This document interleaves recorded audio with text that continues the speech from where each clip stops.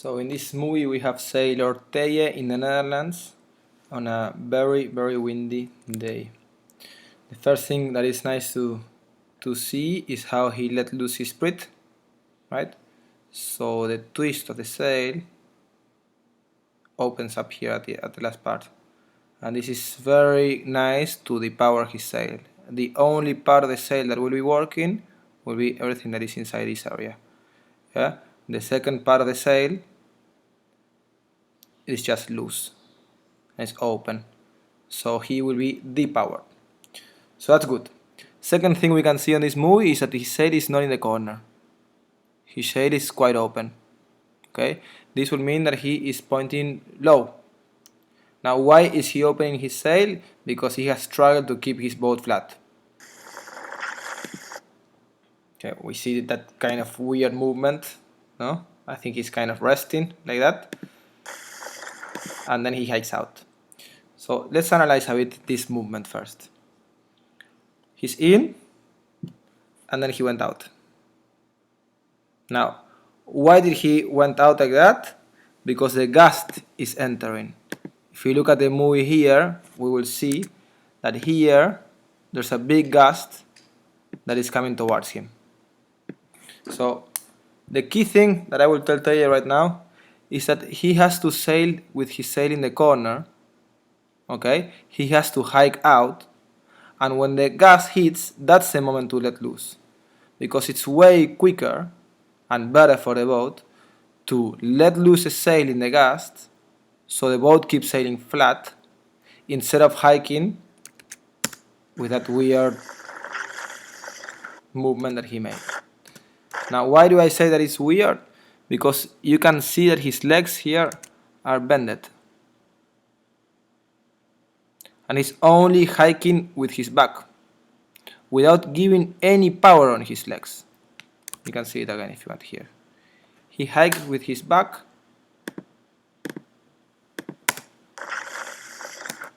without giving any power to his legs. So the key part is that in this moment when the gas hits you,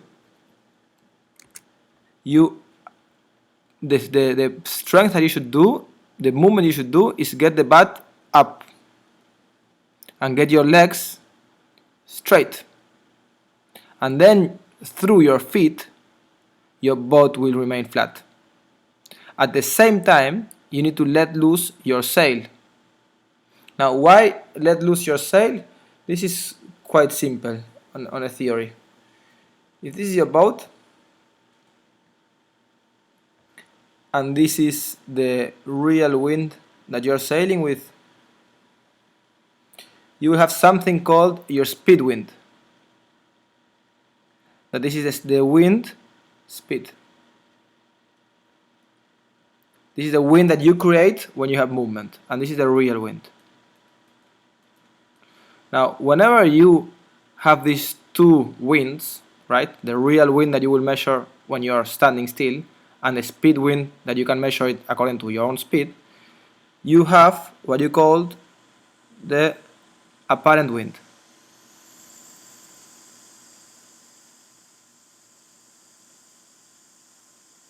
Now, the apparent wind, this is the wind that you're using to sail, and this is the wind that your tails are using to sail. Okay? So, what happens? As soon as you get a gust, the real wind gets stronger. Right? And because your speed is not getting stronger as quick as the real wind, the apparent wind not only gets stronger because the real wind is getting stronger, but also moves to the left. Okay? It moves closer to the real wind. And how does this affect your sail? Simple. If your sail was in the corner before the gust, once you get the gust, the tail on this side, this tail will die, because the sail now is entering more on this side of the sail. So when you hit a gust, what you should do is as simple as opening your sail.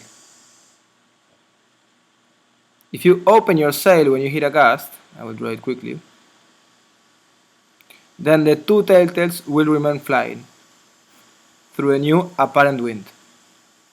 Now this is 1 second. Why? Because as soon as the gas hits, you will also uh, go faster, so the speed wind will also get stronger, and then the apparent wind will go back to where it was before. So then, just 1 second after you let loose your sail, you can trim it back to a corner. Now it's super important that with the changes in the real wind, the gusts, you are always trimming your sail in and out, in and out. So when you get a gust, you trim out, and then you trim in again. Okay? Now, if you're sailing with your sail in the corner, then that's easy. If you're sailing with your sail here, then you have to let go even more, and you will end up pointing super low. You don't want that. So it's important that you have your sail in the corner, and that you, of course, hike. But that's a separate thing. Now, how can I have my sail in the corner? How can I help my boat to have a sail in the corner? There's a few tricks. One is depowering your sail through a sprit, for sure. The other one will be to have your sail as flat as possible here in the left, so your sail is flat and it's not so heavy. Another one is to have the bank, the kicker, really tight. If your kicker is not tight, then the one who is holding the boom down is you and your main sheet. So get your kicker really tight and your sheet will be lighter, and then it will be easier to trim in and out, in and out. Another thing you can do is move this ring that you have in the main sheet a bit more backwards. If the ring is a little bit more backwards, you will help the boom to stay low and the sail is gonna be lighter. Okay? So it's super, super, super important your trimming. This is called trimming. Super important your trimming when it's gusty, like this. That is gusty, you can see a gust coming here. Yeah? And when it's windy, to keep your boat flat through the gusts. So trimming is one thing, we talked about it already. Second thing is the hiking, and I mentioned a few things. Oh, sorry. Second thing is the hiking. I already mentioned a few things.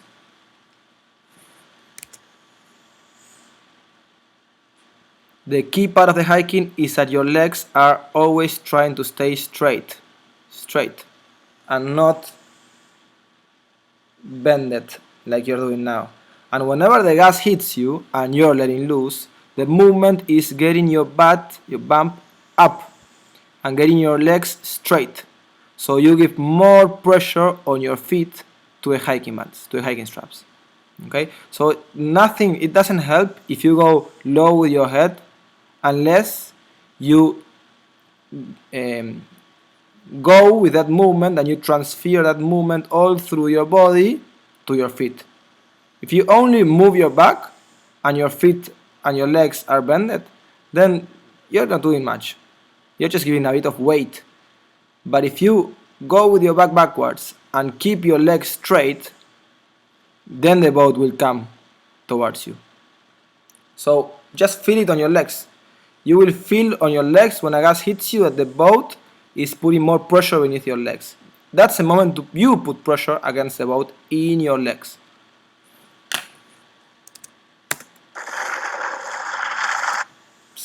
Same situation. Look how you're hiking. Your boat should be here. And your bump should be here. And your sail should be in. You're not hiking, you're not going flat, and your sail is out.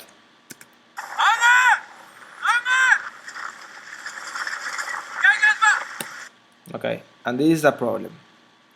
When this happens, it's a problem. Let's take a screenshot. This is a problem. Now, why is this a problem? Because when you heel like this, the boat tends to go up. So what you do, you pull from the rudder to keep the boat going down, right? But guess what? When you cross the blade like this, so this is the optive. This is the optive, sorry. And you cross the blade like that, You cross the rudder like that. Now the water is hitting you on this side of the blade and it's making your boat nosedive. The water hits you, and because your blade is not like having the same pressure of water on both sides, but has more pressure on one side than the other, your boat goes nosediving.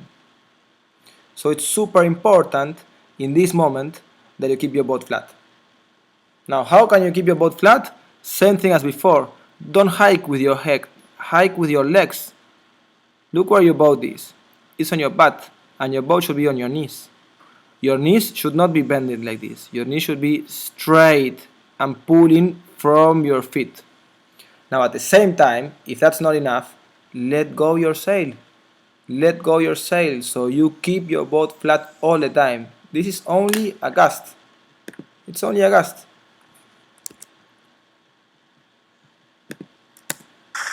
So look at the gust coming, or only a wave in this case. And in this wave, let go your sail. Let go your sail and then throw him back in. And don't hike with your knees like that. Teije.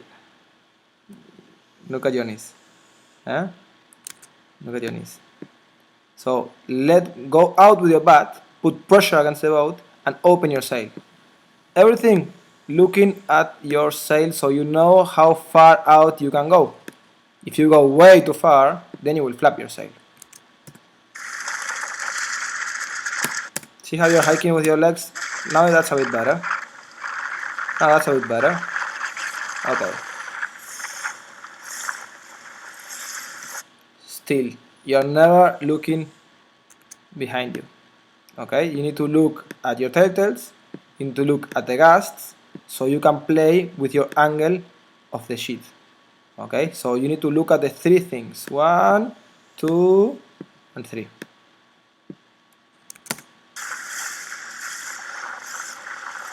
The wind is lighter now, you could get your sail tighter.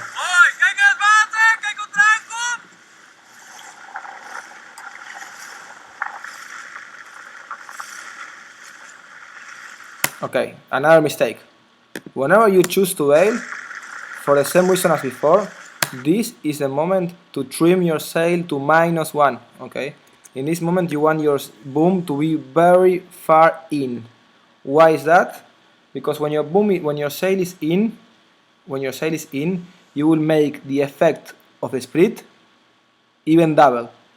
If your sail is tight and you pull down from the boom, you make your sail flatter and you make this part even more open than before. So when you trim in, you depower. And you want to depower before you start bailing. So trim in this moment. Trim in. That's good hiking. That's good hiking.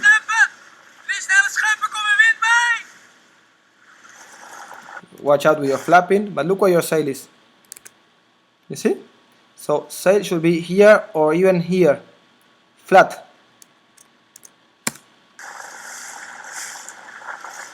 You're flapping, super slow, and I have to trim in. So why do you have to trim in? Simple, because when you're bailing, and you're holding the sheet only with one hand, the sheet will be too heavy for you, and you will end up opening it. So another reason for you to get your sail in.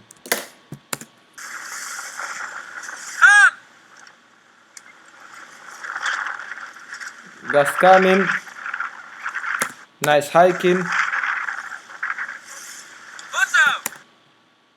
Look at your legs.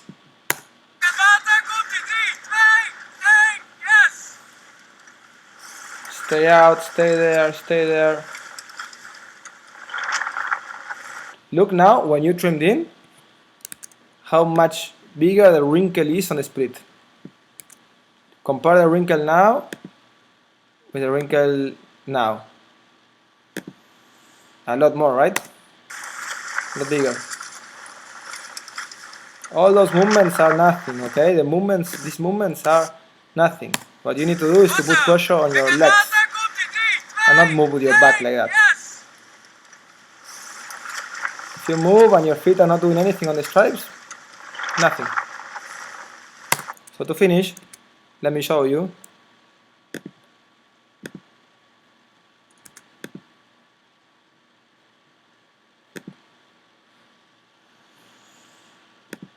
With way lighter conditions than this movie.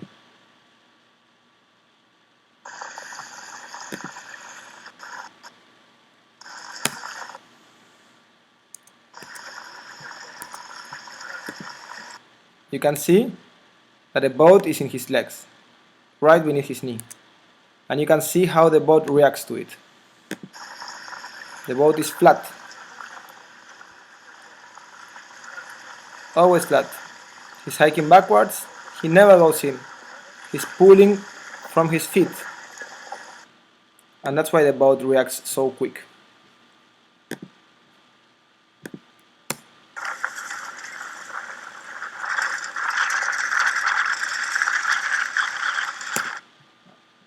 We can see this again. Gas hits you, and it takes you too long to let loose. This is what you want to avoid. All this moment, what is happening is you're crossing the blade and you're getting water on your boat.